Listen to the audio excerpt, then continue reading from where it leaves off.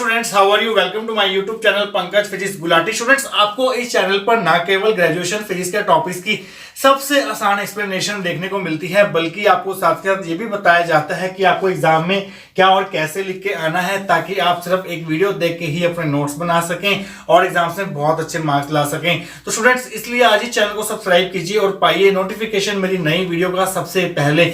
इसी कैटेगरी में आगे बढ़ते हुए आज हम बात करेंगे BSc 6 same atomic and molecular spectroscopy unit 1 के एक और इंपॉर्टेंट टॉपिक के बारे में, जिसका नाम है quantum numbers associated with vector atom model, जो कि एग्जाम में मिनिमम 6 मार्क्स में और मैक्सिमम 8 मार्क्स में पूछा जाता है। देखिए students, quantum numbers associated with vector atom model वाले टॉपिक को डिस्कस करने से पहले आपको पता होना चाहिए वेक्टर एटम मॉडल क्या होता है।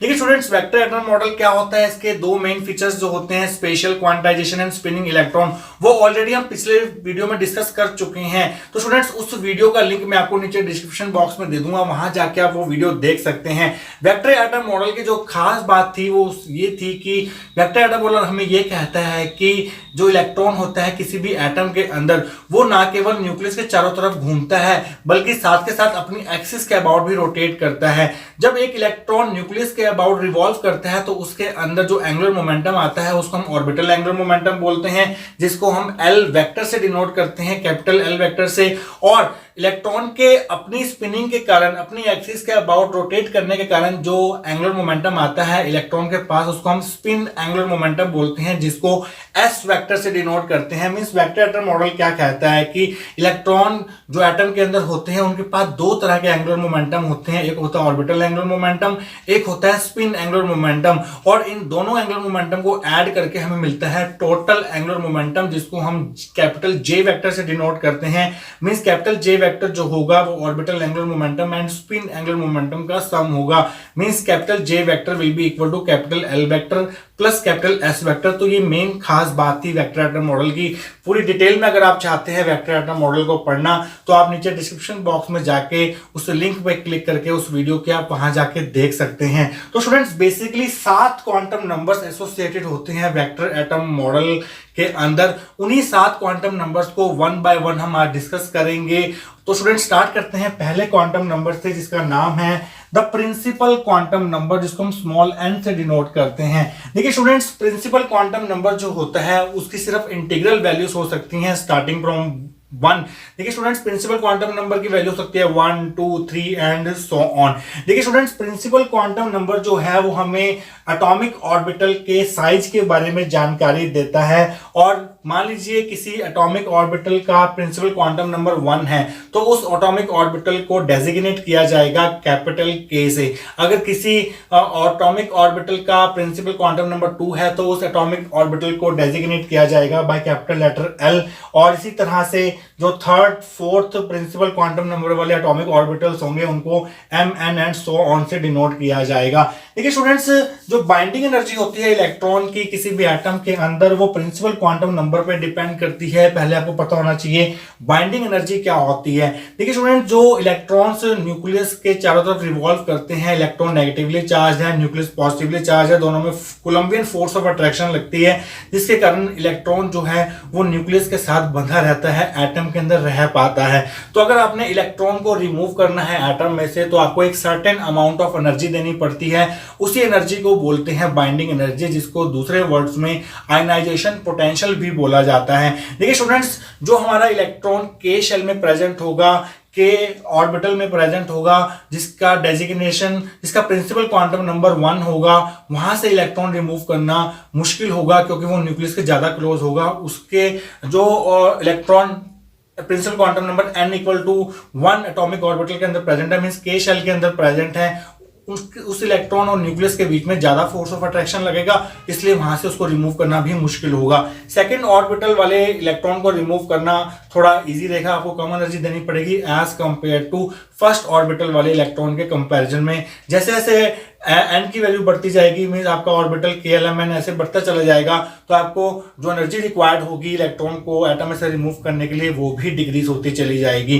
तो स्टूडेंट्स, आइए देखते हैं first quantum number, principal quantum number में आप थ्योरी में आप क्या ऐड करके आएंगे इस टॉपिक के अंदर।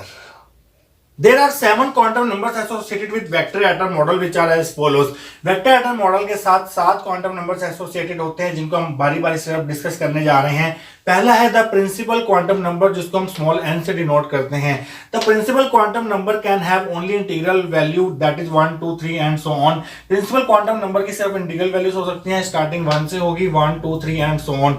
नेगेटिव वैल्यूज नहीं होगी, ना ही इसकी वैल्यू 0 होगी। And governs the size of atomic orbital. जो फिजिकल सिग्निफिकेंस है प्रिंसिपल क्वांटम नंबर का वो ये है कि ये हमें एटॉमिक ऑर्बिटल के साइज के बारे में जानकारी देता है। The orbits with n equal to 1 2 3 4 are designated as KLMN।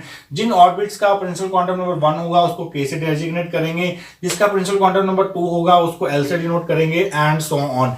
The binding energy of electron also depends upon n and is found to decrease with increase in n। जैसे जैसे n की वैल्यू बढ़ती चली जाएगी, इलेक्ट्रॉन जो है वो nucleus से दूर होता चला जाएगा और इलेक्ट्रॉन को जो एटम में से रिमूव करना जो है वो आसान होता जाएगा, मींस बाइंडिंग एनर्जी जो है वो कम होती चली जाएगी। बाइंडिंग एनर्जी वो एनर्जी होती है जो हमें देनी पड़ती है किसी भी एटम में से इलेक्ट्रॉन को रिमूव करने के लिए। तो n के बढ़ने के साथ साथ बाइंडिंग एनर्जी जो है वो डिक्रीज होगी, मींस बाइंडिंग एनर्जी जो है वो प्रिंसिपल क्वांटम नंबर पे भी डिपेंड करती है। तो स्टूडेंट्स ये था हमारा फर्स्ट क्वांटम नंबर। इसके बाद हम बात करेंगे बाकी क्वांटम नंबर्स की आने वाले सेक्शंस के अंदर। तो ये स्टूडेंट्स अब बात करते हैं सेकंड क्वांटम नंबर के जिसका नाम है ऑर्बिटल क्वांटम नंबर, जिसको हम स्मॉल l से डिनोट करते हैं। देखिए स्टूडेंट, जो ऑर्बिटल क्वांटम नंबर की वैल्यू होती है वो प्रिंसिपल क्वांटम नंबर n की वैल्यू पर डिपेंड करती है और जो ऑर्बिटल क्वांटम नंबर होता है वो हमें एटॉमिक ऑर्बिटल के शेप के बारे में जानकारी देता है। देखिए स्टूडेंट्स, जो प्रोबेबिलिटी होती है इलेक्ट्रॉन को फाइंड करने की नियर द न्यूक्लियस वो भी ऑर्बिटल क्वांटम नंबर पर डिपेंड करती है और साथ के साथ जो ऑर्बिटल मोशन ऑफ इलेक्ट्रॉन के कारण इलेक्ट्रॉन में एंगुलर मोमेंटम जो आता है जिसको हम ऑर्बिटल एंगुलर मोमेंटम बोलते हैं, उसका मैग्नीट्यूड भी ऑर्बिटल क्वांटम नंबर पे ही डिपेंड करता है। वो हम सब कुछ पढ़ेंगे सेकंड क्वांटम नंबर में जिसका नाम है ऑर्बिटल क्वांटम नंबर। आइए देखते हैं स्टूडेंट्स आप सेकंड क्वांटम नंबर की थ्योरी में क्या लिख के आएंगे एग्जाम के अंदर। Second quantum number is the orbital quantum number small l. The orbital quantum number can take integral values from 0 1 2 up to n-1। जो orbital quantum number होता है वो integral values ही ले सकता है starting from 0 1 2 up to n-1। n यहाँ पर principal quantum number है और जो orbital quantum number होता है वो shape बताता है atomic orbital की and governs the shape of atomic orbital। The orbitals with l equal to 0 1 2 3 are designated as s p d f respectively।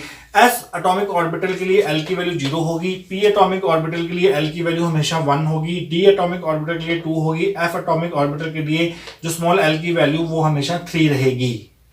The probability of finding an electron near the nucleus is given by psi into psi star proportional to r raised to power minus 2l।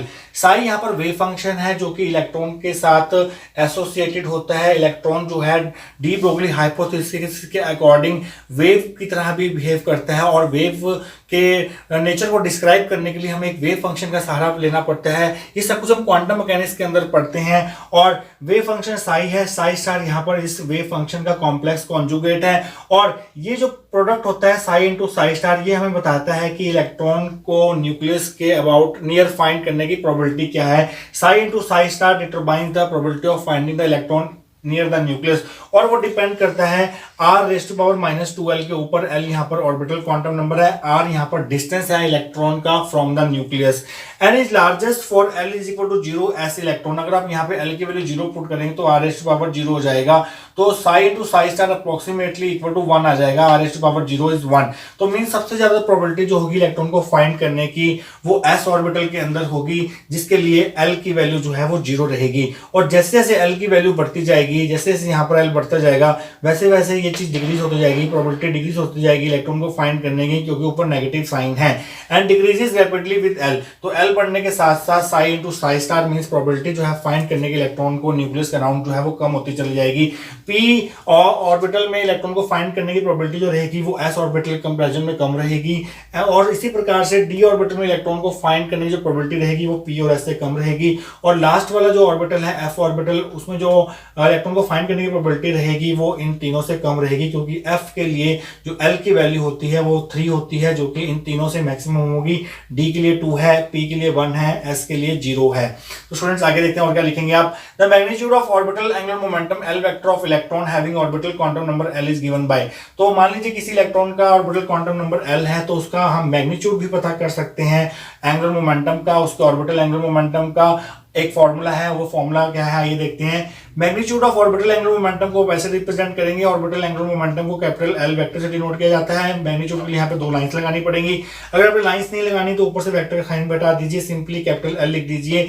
Capital L यहाँ पर represent कर रहा है magnitude of orbital angular momentum.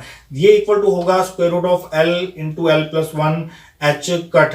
L यहाँ पर orbital quantum number है और H cut जो होता है वो h/2π है, जहां पर एच प्लैंक्स कांस्टेंट है। तो मान लीजिए आपने एस इलेक्ट्रॉन्स के लिए आपने मैग्नीट्यूड निकालना है ऑर्बिटल एंगुलर मोमेंटम का, तो सिंपली यहाँ पर एल की जो वैल्यू है एस इलेक्ट्रॉन्स के लिए वो 0 होती है, तो एल की वैल्यू 0 पुट कर दीजिए तो वो आ जाएगा 1√h। तो ऐसे ही पी इलेक्ट्रॉन्स के लिए आप एल की वैल्यू 1 पुट करके निकाल सकते हैं।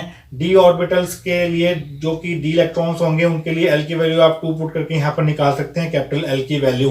तो स्टूडेंट्स इतना लिख के आएंगे आप ऑर्बिटल क्वांटम नंबर में। इसके बाद हम देखेंगे बाकी बचे हुए क्वांटम नंबर्स।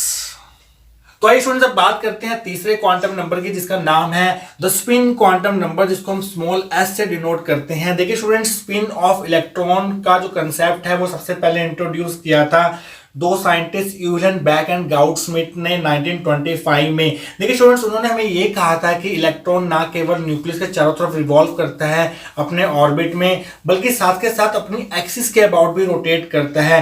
इलेक्ट्रॉन के रिवोल्यूशन के कारण, जो न्यूक्लियस के चारों तरफ उसका रिवोल्यूशन होता है, उसके कारण जो उसके अंदर एंगुलर मोमेंटम आता है उसको ऑर्बिटल एंगुलर मोमेंटम बोलते हैं, जो कि orbital quantum number small L पे डिपेंड करता था। हमने सेकंड पॉइंट में देखा था, सेकंड क्वांटम नंबर में। और इलेक्ट्रॉन की स्पिन मोशन के कारण जो इलेक्ट्रॉन के पास एंगुलर मोमेंटम आता है उसको हम स्पिन एंगुलर मोमेंटम बोलते हैं। और जो स्पिन एंगुलर मोमेंटम होता है वो स्पिन क्वांटम नंबर पर डिपेंड करता है।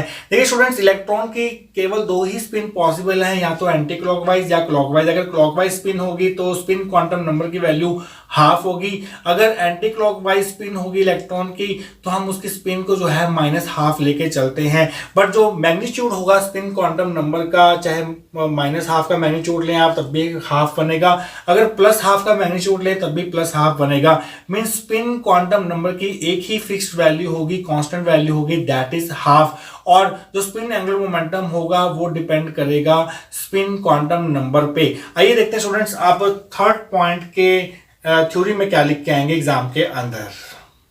Third quantum number is the spin quantum number denoted by small s. The idea of spin of electron was introduced by Ullmann Back and Gaudsmit in the year 1925 to explain the fine structure of a spectral line in hydrogen-like atoms and anomalous Zeeman effect. जो spinning electron का जो concept था, जो vector atom model का एक main feature है, वो लेके आए थे यूलियन बैक एंड गाउडस्मिट 1925 में। क्यों लेके आना पड़ा उनको? क्योंकि जब हाइड्रोजन लाइक एटम्स के स्पेक्ट्रल लाइंस को, जो डिफरेंट स्पेक्ट्रल लाइंस मिलती है हम हाइड्रोजन स्पेक्ट्रम में, चाहे बाल्मर सीरीज हो, Persian, Puffin, bracket and so on, काफी सारी सीरीज मिलती है हाइड्रोजन स्पेक्ट्रम के अंदर। तो जब हर एक सीरीज को क्लोजली ऑब्जर्व किया गया विद हाई रेजोल्यूशन स्पेक्ट्रोग्राफ, तो हर एक स्पेक्ट्रल लाइन जो है वो मल्टीपल लाइंस में स्प्लिट होती हुई नजर आई, जिसको हम बोलते हैं fine structure of spectral line.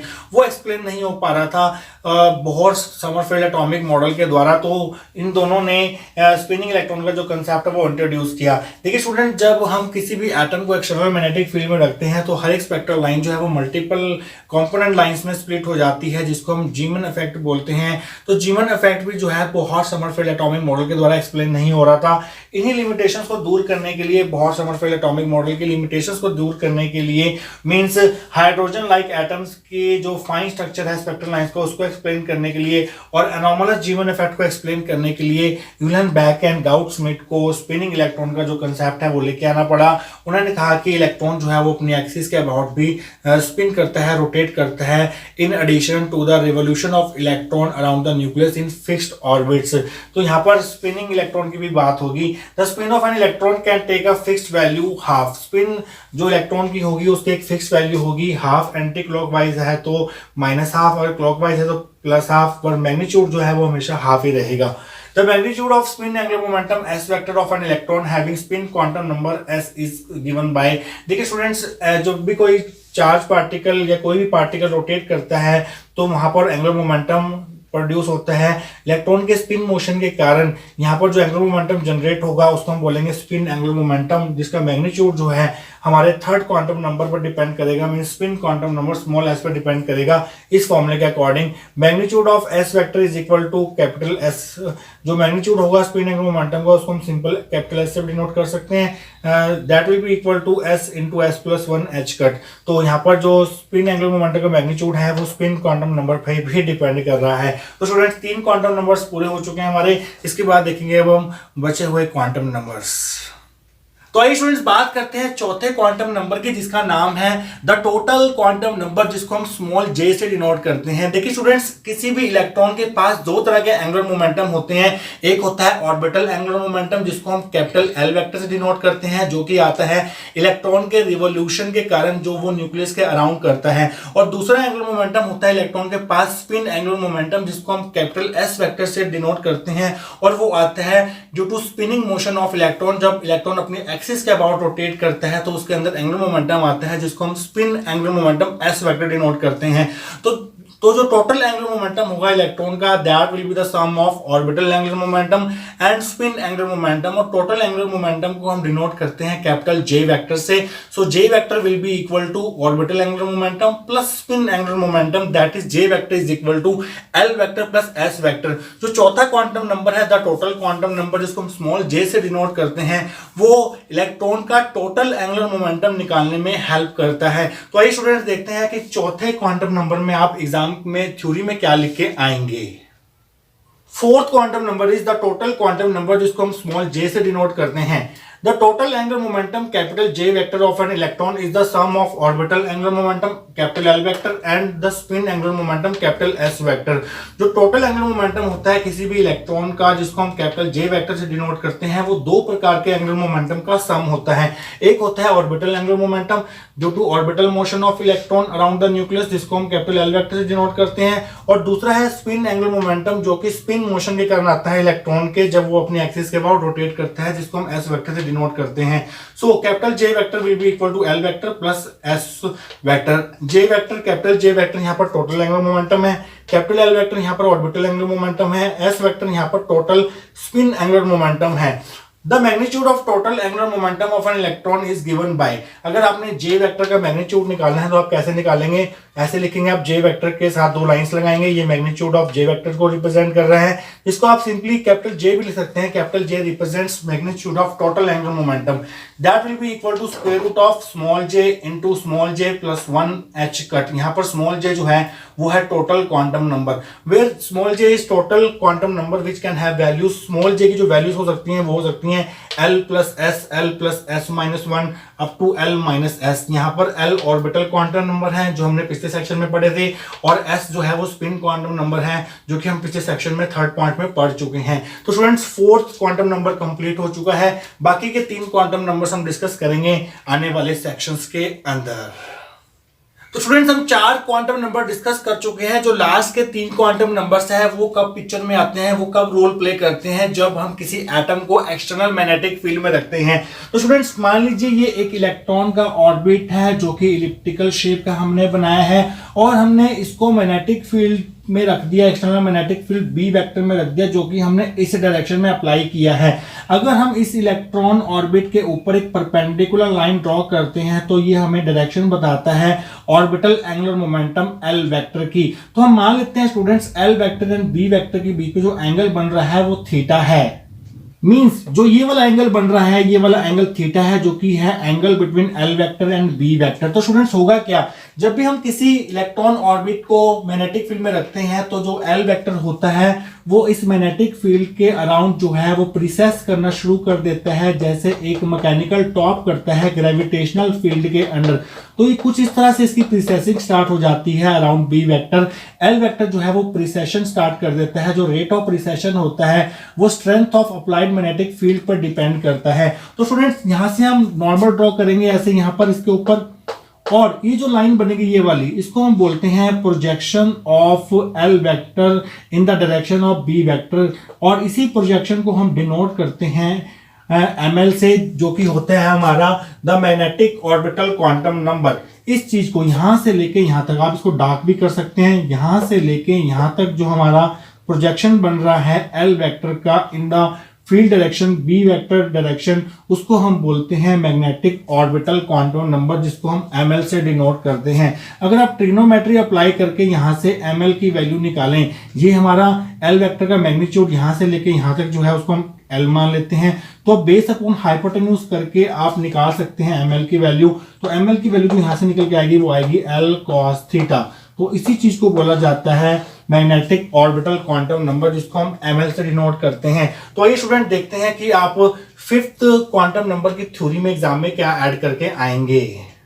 Fifth quantum number is the magnetic orbital quantum number, जिसको हम ml से डिनोट करते हैं। l यहां पर पैर में है, तो स्टूडेंट्स उसके लिए आपको ये डायग्राम ड्रॉ करना पड़ेगा ताकि एग्जामिनर को अच्छे से समझ आ जाए कि आप फिफ्थ पॉइंट में क्या बताना चाह रहे हैं। It is the projection of orbital angular momentum vector l vector in the magnetic field direction b vector denoted by ml। तो स्टूडेंट्स जब भी एक इलेक्ट्रॉन ऑर्बिट को external magnetic field b vector में रखा जाता है, और अगर आप इलेक्ट्रॉन ऑर्बिट को नॉर्मल ड्रॉ करते हैं, that normal gives you the direction of orbital angular momentum of that electron, जिसको हम एल वेक्टर से डिनोट करते हैं। और ये एल वेक्टर जो है वो मैग्नेटिक फील्ड के अराउंड जो है प्रिसेस करना शुरू कर देता है, और थीटा वो एंगल है जो L vector and B vector के बीच में बन रहा है। और अगर आप एल वेक्टर यहां से नॉर्मल ड्रॉ करते हैं बी वेक्टर के ऊपर, तो जो यह लाइन आपको मिल रही है यहां से लेके यहां तक, इसको बोला जाता है magnetic orbital quantum number ml। तो स्टूडेंट्स ml क्या करता है, एल वेक्टर की ओरिएंटेशंस को डिस्क्रीट वैल्यूज देता है, मींस यहां पर स्पेशल क्वांटाइजेशन जो है वो अपना रोल प्ले करती है। थीटा की जो वैल्यूज होंगी वो डिस्क्रीट होंगी, हर पॉसिबल वैल्यू थीटा की अलाउड नहीं होंगी, वो ml की वैल्यूज पर डिपेंड करेगा कि थीटा की कौन कौन सी वैल्यूज हो सकती हैं। तो आइए स्टूडेंट्स आगे देखते हैं क्या लिखेंगे आप इसमें। ml can take values l, l-1, l-2 up to -l, that is total number of allowed values of ml is 2l plus 1। तो ml की जो वैल्यूज होंगी वो l से शुरू होंगी, प्लस l से और माइनस l तक जाएंगी, मींस पहले प्लस l आएगा, फिर l-1, फिर l-2, ऐसे करते करते माइनस l तक जाना है। अगर आप सारी वैल्यूज काउंट करेंगे तो ये 2l plus 1 वैल्यूज बनेगी। आइए एग्जांपल लेके समझते हैं। For example for l equal to 2, मान लीजिए आपके ऑर्बिटल क्वांटम नंबर की वैल्यू 2 है, तो ml की क्या क्या वैल्यूज हो सकती हैं, +2 से लेके -2 तक, और +2 और -2 के बीच में जितने भी इंटीजर्स आएंगे वो आपको बीच में लिखने पड़ेंगे, +2, +1, 0, -1, -2। अगर आप ये वैल्यूज काउंट करें तो ये 5 वैल्यूज बन रही हैं। तो 2l plus 1, l यहाँ पर 2 है, तो यहाँ पर 2 into 2 plus 1 that is 5 values, 5 values बनेंगी l इक्वल टू 2 के लिए। इसी तरह से अगर l इक्वल टू 1 होगा तो ml की वैल्यू जो है +1 से -1 तक जाएंगी, और +1 और -1 के बीच में एक ही इंटीजर आता है दैट इज 0। और अगर आप यहाँ पर l की वैल्यू 1 पुट करते हैं तो 2 into 1 plus 1, तो ये आपके पास 3 वैल्यूज बनेंगी, और l इक्वल टू 1 के लिए आपकी 3 वैल्यूज ही आ रही हैं। इस तरह से आप डिफरेंट l के लिए ml की वैल्यूज जो है वो काउंट कर सकते हैं। तो फिफ्थ पॉइंट में आप ये डायग्राम ड्रॉ करेंगे, ये लिखेंगे और इतनी थ्योरी लिखेंगे। तो इसके बाद हम बात करेंगे बाकी बचे हुए 2 क्वांटम नंबर्स की। तो आइए स्टूडेंट बात करते हैं सेकंड लास्ट क्वांटम नंबर की, जिसका नाम है the magnetic spin quantum number, जिसको हम स्मॉल ms से डिनोट करते हैं। तो स्टूडेंट्स मान लीजिए ये एक एटम है, एटम के पास 2 तरह के एंगुलर मोमेंटम होते हैं। एक होता है orbital angular momentum l vector, जिसको हमने ऐसे रिप्रेजेंट किया है, एक होता है spin angular momentum s vector, जिसको हमने ऐसे रिप्रेजेंट किया है। और S vector and L vector का जो रिजल्टेंट होता है, मींस इन दोनों का जो सम होता है वो होता है टोटल एंगुलर मोमेंटम, जिसको हम कैपिटल जे वेक्टर से डिनोट करते हैं। तो होगा क्या स्टूडेंट, जो L vector and S vector होते हैं वो रिजल्टेंट एंगुलर मोमेंटम जे वेक्टर के अराउंड प्रीसेस करते हैं। आइए देखते हैं कैसे।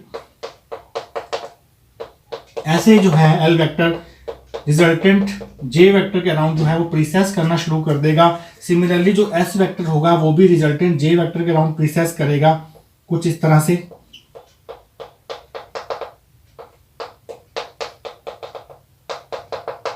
तो दोनों ने प्रोसेसिंग करनी स्टार्ट कर दी है, एल वेक्टर ने जे वेक्टर के अराउंड और एस वेक्टर ने भी जे वेक्टर के अराउंड। तो जो रिजल्टेंट था हमारा जे वेक्टर, वो क्या करेगा, अगर हम मैग्नेटिक फील्ड अप्लाई करते हैं इस डायरेक्शन में एटम के ऊपर, एटम को external magnetic field B vector में रख दें, तो रिजल्टेंट एंगुलर मोमेंटम जो होगा, मींस टोटल एंगुलर मोमेंटम जो होगा इस एटम का, वो बी वेक्टर के अराउंड प्रीसेस करना शुरू कर देगा लाइक दिस।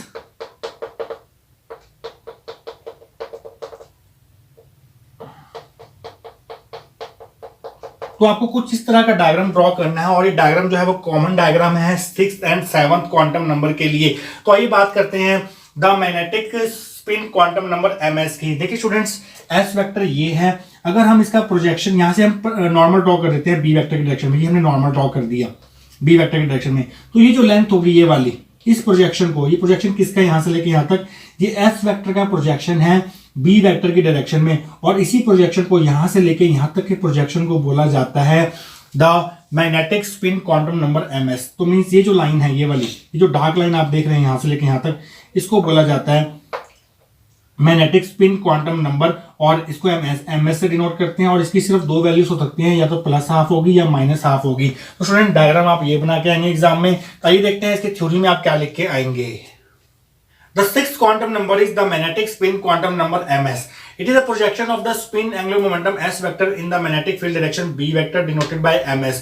तो ये प्रोजेक्शन होता है spin angular momentum s vector का मैग्नेटिक फील्ड डायरेक्शन में। तो प्रोजेक्शन बनाने के लिए आपको क्या करना पड़ेगा, यहाँ से परपेंडिकुलर ड्रॉ करना पड़ेगा, और यहाँ से लेके यहाँ तक जो आपको लेंथ मिलेगी, इस प्रोजेक्शन को बोला जाता है, ये प्रोजेक्शन किसका है, s वेक्टर का प्रोजेक्शन है, स्पिन एंगुलर मोमेंटम का प्रोजेक्शन है b वेक्टर के डायरेक्शन में, और इसी प्रोजेक्शन को बोला जाता है magnetic spin quantum number ms। It can take only two values +½ and -½ इसकी सिर्फ दो ही वैल्यूज पॉसिबल है सिंगल वैलेंस इलेक्ट्रॉन वाले एटम्स के लिए, या +½ होगी या -½ होगी। तो 6 पॉइंट की थ्योरी में सिर्फ आप इतना लिखेंगे।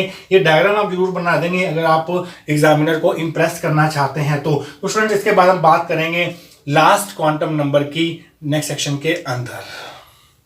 तो स्टूडेंट्स फाइनली हम आ चुके हैं लास्ट क्वांटम नंबर के ऊपर, जिसका नाम है the magnetic total angular momentum quantum number, जिसको हम mj से डिनोट करते हैं। देखिए स्टूडेंट्स, ऑर्बिटल एंगुलर मोमेंटम का जो प्रोजेक्शन था b वेक्टर के ऊपर, उसको हम बोल रहे थे magnetic orbital quantum number ml, और इसी तरह से जो s वेक्टर का जो प्रोजेक्शन था b वेक्टर की डायरेक्शन में, उसको हम बोल रहे थे magnetic spin quantum number ms। उसी तरह से जो total angular momentum j vector होगा, जो कि l vector and s vector का वेक्टर सम होगा, उसके प्रोजेक्शन को बोलेंगे मैग्नेटिक फील्ड की डायरेक्शन में जो उसका प्रोजेक्शन होगा, उसको हम बोलेंगे magnetic total angular momentum quantum number. तो स्टूडेंट्स उसके लिए हम यहाँ से एक परपेंडिकुलर ड्रॉ करेंगे b वेक्टर के ऊपर। तो यहाँ से लेके यहाँ तक, यहाँ से इस पॉइंट से शुरू करना आपने जहाँ ये परपेंडिकुलर मीट कर रहे हैं, इस पॉइंट से लेके यहाँ तक, नीचे तक, ये जो लाइन होगी, ये जो आपको डार्क पोर्शन दिखाई दे रहा है, इसको हम बोलते हैं mj, जो कि है प्रोजेक्शन j वेक्टर का in the b vector direction, और इसी प्रोजेक्शन को बोला जाता है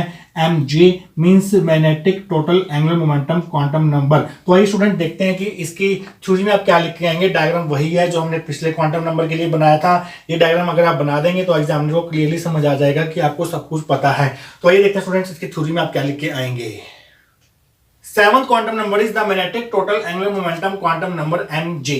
It is a projection of the total angular momentum vector j vector in the magnetic field direction b vector denoted by mj. तो जो total angular momentum vector j vector का projection होता है magnetic field vector b vector के direction में, उसको हम बोलते हैं the magnetic total angular momentum quantum number, जिसको हम mj से डिनोट करते हैं। ये है हमारा टोटल एंगुलर मोमेंटम, और इसका प्रोजेक्शन ड्रॉ करने के लिए आपको एक परपेंडिकुलर ड्रॉ करना पड़ेगा b वेक्टर के ऊपर। तो यहाँ से लेके यहाँ तक ये जो आपको मिलेगा, ये मिलेगा प्रोजेक्शन mj, जो कि होगा j वेक्टर का प्रोजेक्शन b वेक्टर की डायरेक्शन में। mj can have values from j, j-1, j-2, बीच में 0 भी आएगा, up to -j, that is 2j+1 values. तो mj की जो वैल्यूज हो सकती हैं वो डिपेंड करेंगी total quantum number small j के ऊपर। टोटल क्वांटम नंबर को हम स्मॉल j से डिनोट करते हैं, तो +j से लेके -j तक वैल्यूज होंगी, that is 2 into small j +1 values होंगी किसकी, mj की। तो स्टूडेंट्स यहाँ आपके कंप्लीट होते हैं 7 क्वांटम नंबर्स जो कि वेक्टर एटम मॉडल के साथ एसोसिएटेड होते हैं। काफी इंपॉर्टेंट टॉपिक है।